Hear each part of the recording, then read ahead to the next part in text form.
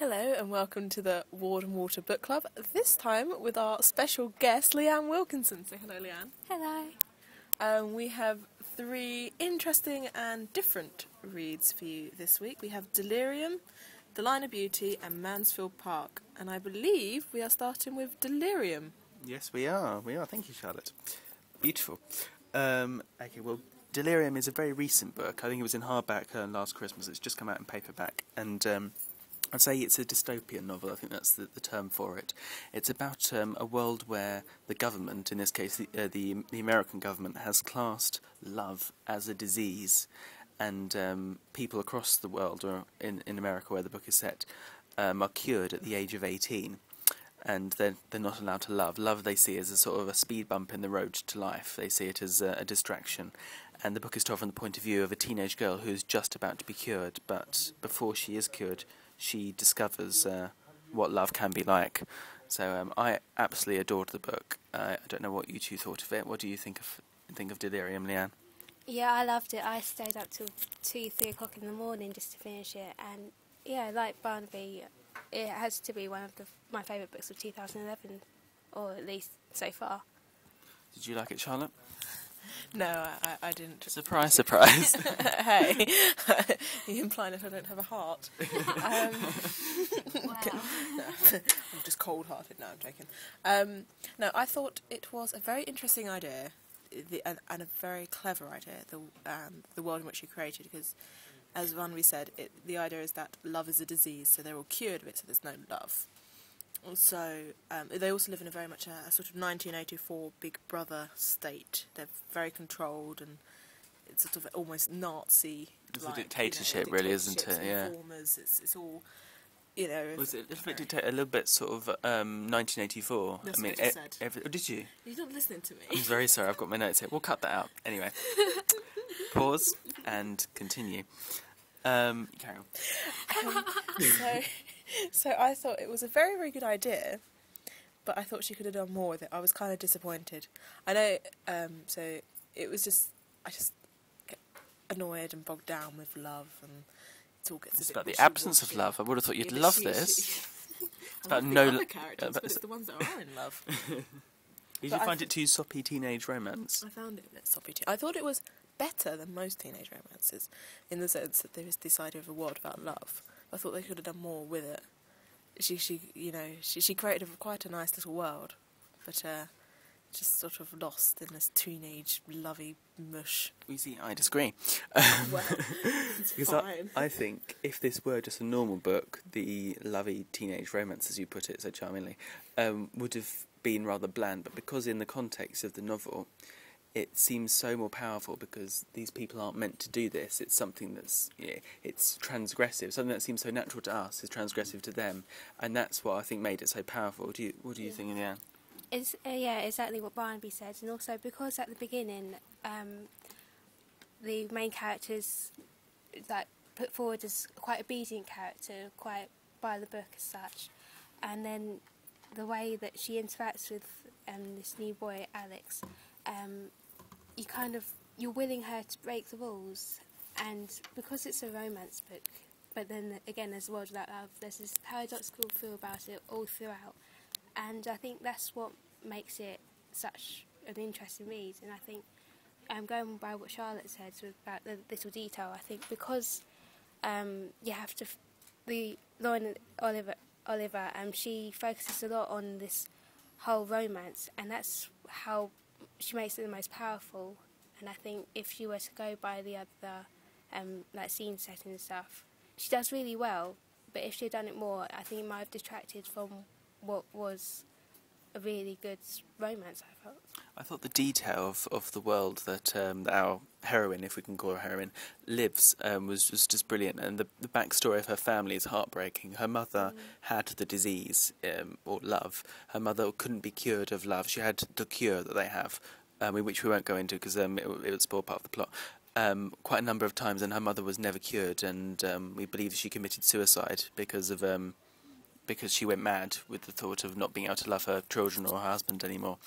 And our main girl, Lena, she's gone to live with her aunt, who is a kind woman, but she's distant because she's been cured. She doesn't have the ability to interact as the teenagers can and before they're cured. And there's a real horrible sense of inevitability that our heroine, our favourite character, the one that we've come to know, may end up like these distant people. And it's the thought that we could lose her at any point in the novel. That's what I found quite challenging about it. And what I also like was this book sets it sometime in the near future or I think future, so, yeah. Because they're talking about the past people, which is essentially us. Yeah. How we are currently like under this disease and how it's all bad and there's this huge propaganda against it. And they also go on when Lena takes her test, go on about Romeo and Juliet, and they're always told it's a cautionary tale about how love can kill you, and then you hear Lena say in her exam, well, it's beautiful, and it's the actual opinion that I can't say all of us, but I think it's the general opinion we have present day, and it's kind of heartbreaking that people get told in this world that it's not. I think the book could be seen as a parallel to Romeo and Juliet. Did you find that, Charlotte? I know you love Shakespeare. I'm a big Shakespeare fan. Now, I think the book, as with many romance novels and literature, there's always a problem with the lovers. They can't be together.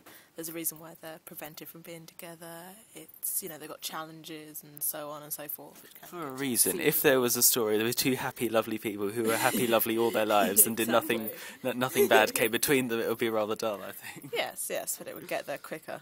So I was going to say, Romeo and Juliet is the classic star-crossed lovers. They can't be together, and ultimately they don't end up together. So this is the ultimate story. So yeah, there are a lot of comparisons that can be drawn between that, but I think it's more to do with the fact that Romeo and Juliet and previous in literature around the time kind of set that precedent, that almost blueprint of future romantic fiction. And she just carries on with the blueprint in a different way. I mean, she could have done, usual everyone's in love, and, she has done it in a different way, which I admire her for, and we've made it more interesting, but I just got annoyed with her, and it just got too bogged down with her and her feelings. See, I feel that with the Twilight books, and for some bizarre reason, on the back, this is compared to with Twilight a couple of times, and there's some Grazia magazine, wow, we trust them, said, I didn't leave my bedroom all weekend after I picked up this Margaret Atwood meets Twilight novel. I can see the Margaret Atwood link, but not really the Twilight link. I think this is a lot better than Twilight. I think it's a different league, really. It's like a lot of books I read, yes, they're romance, and yes, they have a sort of similar theme, but they always introduce characters like the vampires, like werewolves, and it's that almost fantastical feel about them. Whereas this one... It's not fantasy, is it? You could believe it happening. Yeah, hopefully it won't. But, it's not the characters themselves, it's the actual society they live in, and that's a lot more believable. A lot more frightening, I find, as well. Yeah.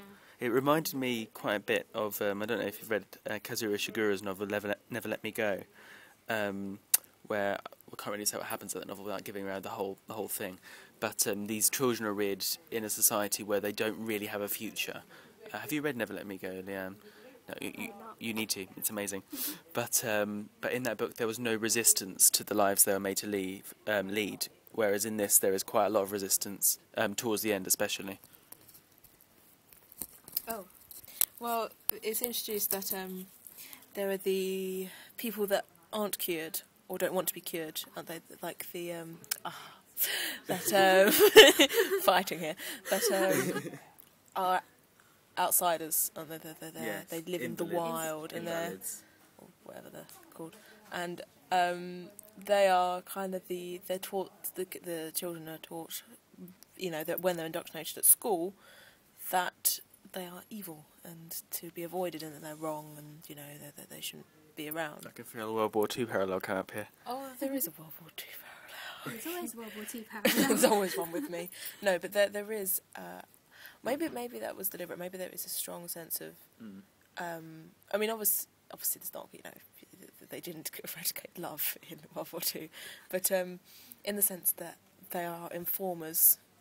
There's a curfew, there's informers, they're hunted down, these people, if they're not cured, if there's any sign of love, and the people that do feel love are outsiders and are hunted down and killed or locked away. And it's there is a more, I think, more compared to Orwell than Nazis. Yeah. But I think there's definitely The totalitarian state. and a Big Brother 1984 kind of, there definitely is throughout. But I much prefer. I think it's just because I think I got caught up in the political control as opposed to the love. So I kind of wanted that to develop more than I wanted. Whereas this is a love story at its heart, isn't it? So that's probably why I wasn't as sort of into it. into it. Yeah. The ending I found completely heartbreaking. We won't reveal it, don't worry. But it's I did find it incredibly sad and affecting at the end. There is going to be a sequel, because I was terrified that there wasn't. It was just going to end it like that, because that would have been terrible. But there's going to be a sequel, and we'll make Chaz read it. I think she needs to. But despite our Charlotte's negativity, me and Leanne did. Not all too negativity. Mixed feelings. Have a cold heart. I do love a nice romantic. You love generally. I do love generally. No, I just hate people and I hate everyone now. Okay, we'll end it on that. We've been talking about Delirium by Lauren Oliver, which is available from Hodder in paperback. We now move on to a Man Booker Prize winner. It won the Man Booker Prize in 2004. It is The Line of Beauty by Alan Hollinghurst. A lot of people consider this his seminal work, because it's the one that won the big prize, really, and the Oscar of the book trade. And it's set in the 80s, around the Thatcher era, and deals with a lot of issues such as the class, the AIDS outbreak, and the rise and fall of Thatcherism. Charlotte, we'll start with you as our resident Tory and a lover of politics and history. Well, how did you feel Alan Hollinghurst, The Line of Beauty, approached this part of British history? Right. First of all, I'm not a huge fan of Alan Hollinghurst as an author. I find his work can be very dull, and I get bored easily. But you liked The Stranger's Child, the one we did previously. I sort of did. I didn't really. Sort of did. You liked it more than this. I liked it more than this. Yeah, I find that his work can be very beautifully written, but the plot gets lost. But this was interesting. I mean, the 80s was a turbulent time. The Tories were in power, and the people were didn't particularly like them with Thatcher, but they still voted them in, often. But it's set. This boy, Nick, young man Nick Guest, who's doing a masters, and he's graduated from Oxford. Yeah, he goes to live with his friend, Toby, who is a member of a very Tory family. His father's an MP, obsessed with Thatcher, and she absolutely besotted with Thatcher. She makes an appearance in the novel, so there is there's a heavy Thatcher influence throughout. But yeah, it's I thought it was interesting. And I do, as a Tory, I do like to read things about the history of your party. The history of my party, about Thatcher. I'm not a You wish the history of maybe in the future. Yes. Maybe you could be the new Thatcher. We're getting off the point here. Leanne, what did you think of The Line of Beauty? Yeah, well, I have to say at the beginning, I only had a few days to read this because Barbie so kindly came to my house and said, yeah, read this before Friday and carry on. And I'll be like, yes, fine. We do apologise for that. And I think maybe it was the lack of time or maybe me being a bit rushed, but I found I lost interest somewhere halfway through because, I don't know, it was the whole narration. It reminded me, it's hard to explain, but it's sort of like it went on and on and on. And like I was saying, it was beautifully written, but the plot it just got too bogged down in description opposed to. Yeah, you can kind of follow the plot, but if someone was to ask you, write down what actually happened in the flowchart, you'd be stuck. Yeah, I find Alan Hollinghurst very precious with his characters. They all need to be these rounded individuals with history and with different aspects of their nature, about their sexuality, about their past, and all of them become too rounded in the end. And I find it clouds the story. Yeah, they hardly seem flawed, do they? He never has flawed. And if they're flawed, they're really flawed. They've either got bipolar disorder or they're. The sister, isn't she? She's bipolar, which obviously again, in the 80s was a time when mental health was still not completely understood. And so that's another. We have the AIDS. I think that was a good addition, actually, because I think Yeah. that did add another added a- dimension to the family Nick, our protagonist, is living with, because we do get the sense he's quite an outsider to this world. When he moves into the house of the Feddens, he hasn't really come from, although he went to Oxford, this background before, and he's not as strongly conservative as they are. He's openly gay, apart from they don't mention it in the house. It's like part of the agreement that he can live with them as long as they don't discuss his sex life. But I didn't feel that there was enough condemning of any particular party in the book. I thought, yeah, because you would expect there to be heavy-handed on with one side of the party, but there was quite a balanced view, I thought, because you do. No one comes off very well in the end, really. No, It's not smiles all round. Yeah, he's not sort of saying, a typical view is that the 80s was a horrible time for politics with Tories and with Thatcher. So he's not gone, 80s was awful, look at all the Tories. He hasn't done that. He's got the Tory family, the MP, who, although is seen as a bit ridiculous, there's still a huge Tory family. And then you've got the working class and the Labour, with Nick, the area that felt most sort of disheartened by Thatcher and her politics. So you do have both. It brings the politics back to the people, which is what I quite like. It didn't see it's just a blanket sort of conservative rule. Because most of the time when they write about the 80s, they do just go to extremes, don't they? Yeah. I think with this book, it was more like it kind of showcased the atmosphere of the whole era, and that's what made me think, and when I looked on the internet, quite a few other people thought about this too, is the fact that it reminds me a lot of The Great Gatsby. Totally different time, I know, but it kind of, like what Nick Carraway, was it? Nick Carraway in The Great Gatsby, he kind of showcased the highs and lows of the 1920s, and onto this book, The Line of Beauty, this Nick, he showcases the different events of the 1980s, in the sense that at the beginning there was this distinct, typical viewpoint, and then it kind of explores the whole, the two extremes as such. It goes around it, doesn't it? Yeah, I did really enjoy the book. I have to confess, it's one of my favourite books. So it's very hard for me to sit here and hear people slag it off. But I read it when it was nominated for the Man Booker Prize in 2004, because I try to read as much as I can of the Man Booker nominees each year, and I was so grateful when I got to this book, because at last one on the Man Booker list was readable. I mean, quite often the ones on the Booker list are the list of the most hard books to read of the year, and the ones no one will really understand. And I was so glad to find one which actually did have a story, even though it's sometimes hard to find, did have characters you could relate to or understand, and I just felt really grateful for that. Whereas Wolf Hall last year wasn't so easily readable. Me and Charlotte read Wolf. Well, there were times in Wolf Hall, although it's nothing to do with The Line of Beauty, it did win the Man Booker Prize, where it's very hard to know who's speaking and who's doing what. Okay, maybe if you understand history, then yeah, it's probably easier to understand. Says the history undergraduate. It's the history undergraduate, yes.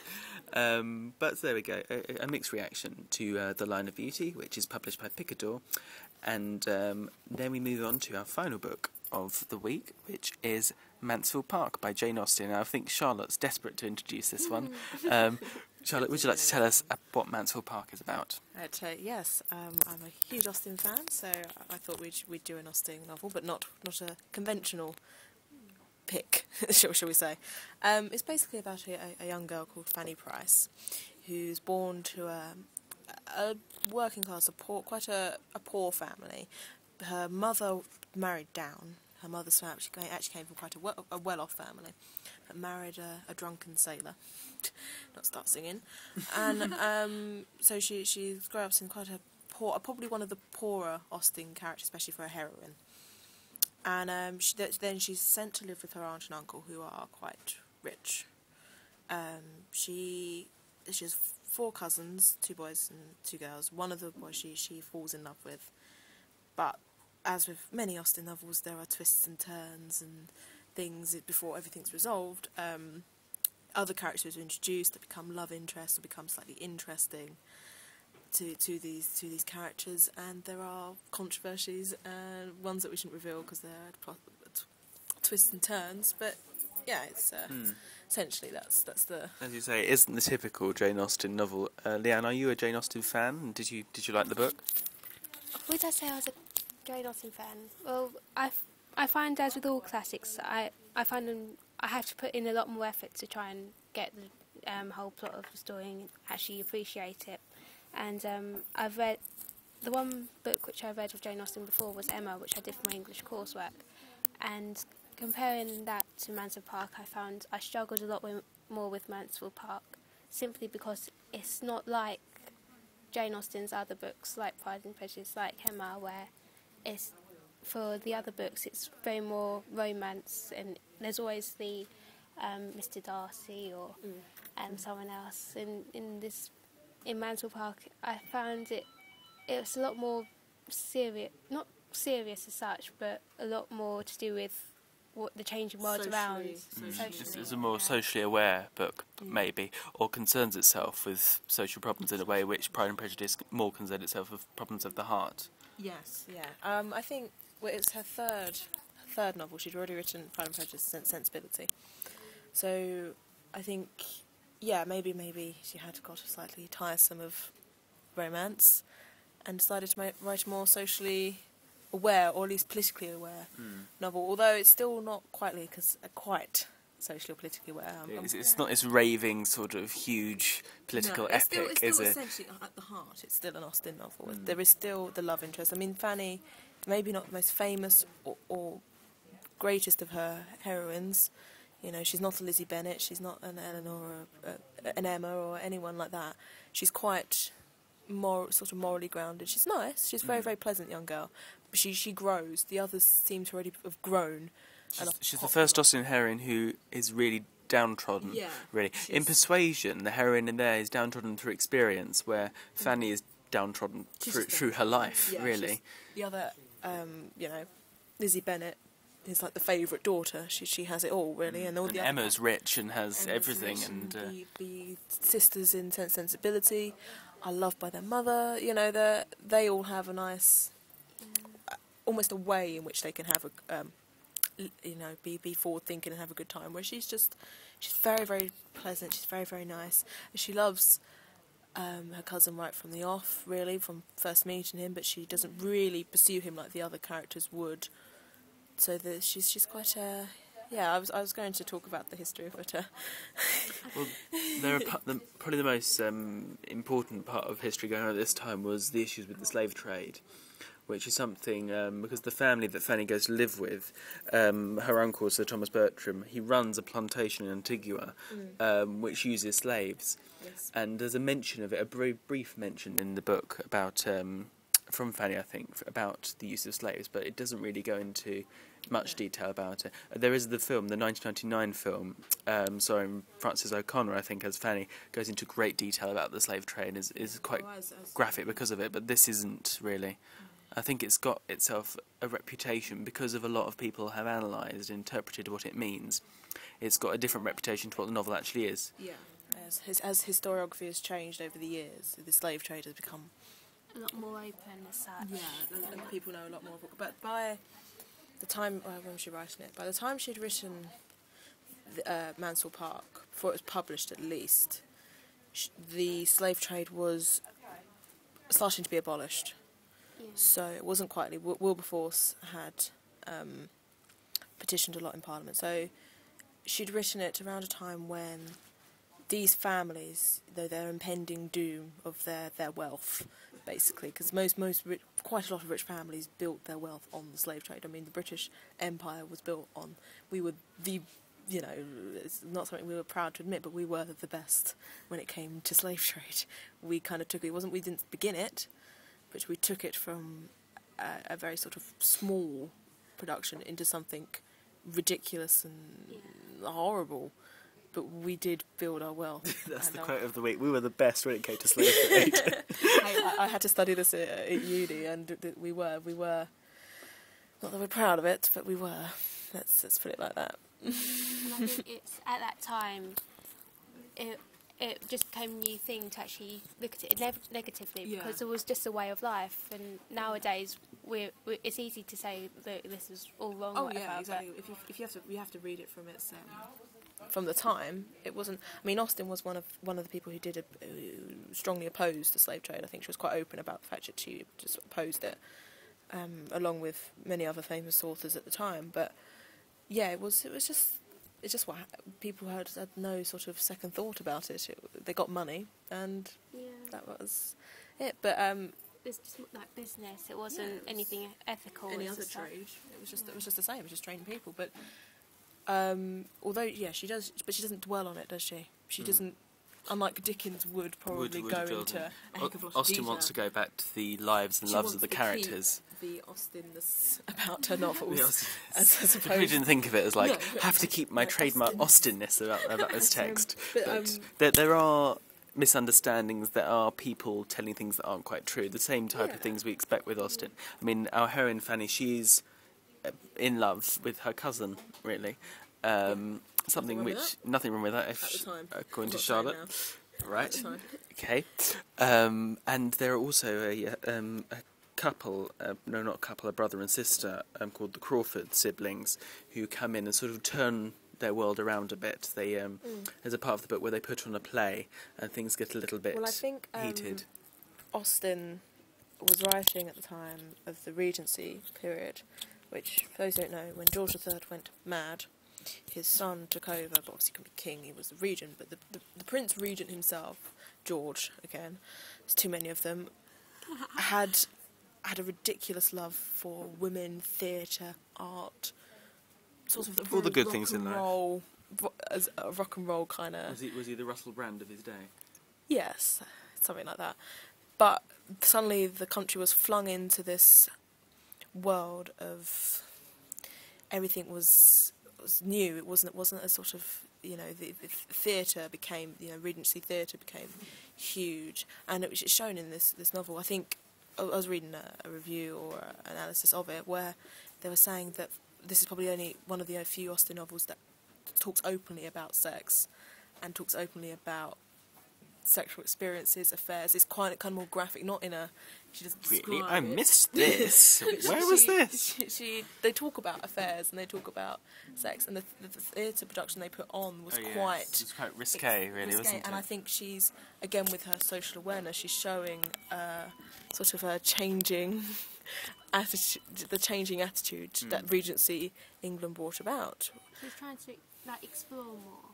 Yeah, I think she's coming out of her little shell, going, look what's going on in the world around me. I mean, she doesn't talk about everything. I mean, at the time, we were at war with France, and we were doing very, very well. We were going to beat Napoleon. We're not quite Waterloo yet, but we were getting there.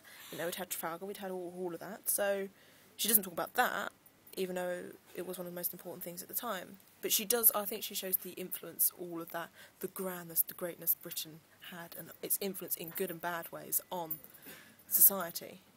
I think is what she was trying to show. I agree as well. I think Leanne does too. Yeah, I agree. We agree. And what were we saying? It's like last time we were talking about when did Jane Austen move to Bath? Yes. I can't remember when it was exactly, but it could have been around this time. We were saying something about she'd written 2 romantic novels, and then suddenly not so romantic. So maybe we think it might have been around the time that she was kind of lived a sort of a poor life in Bath. Maybe it was after the time of her fiancé, either sort of her engagement ending. Maybe she's just feeling a bit disheartened with the world in which she lived, and maybe she felt she was missing out a little bit. I don't know, because she did lead was from a respectable family. I mean, her brothers were high up in the Admiralty, and she was from a respectable family, but her sisters and her mother fell on hard times.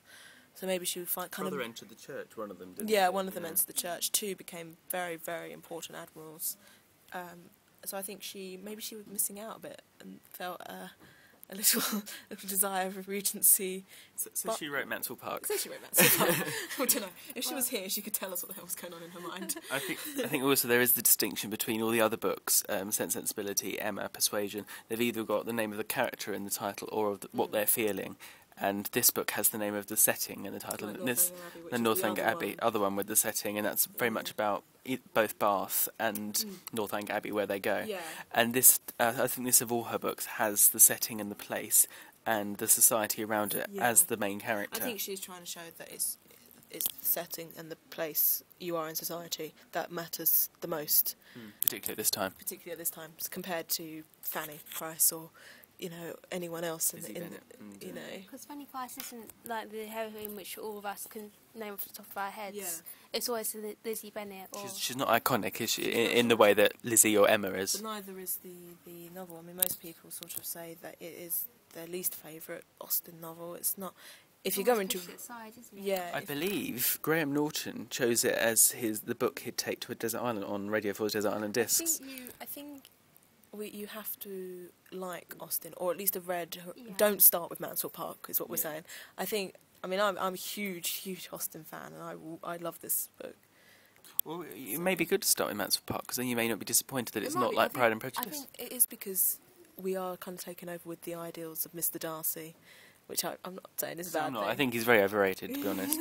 But we are kind of flung into, you know, everyone knows the story of Pride and Prejudice, that grandeur of Regency romance, that was what we imagine. And so if you haven't read Austen but have heard of Pride and Prejudice or Sense and Sensibility or any of the others, this is going to be disappointed. Whereas I think if you hadn't ever heard of any Austen or anything that goes on in the world, maybe you won't be disappointed. It will just be, oh, is this what Austen did? Okay, well, I'll read this then.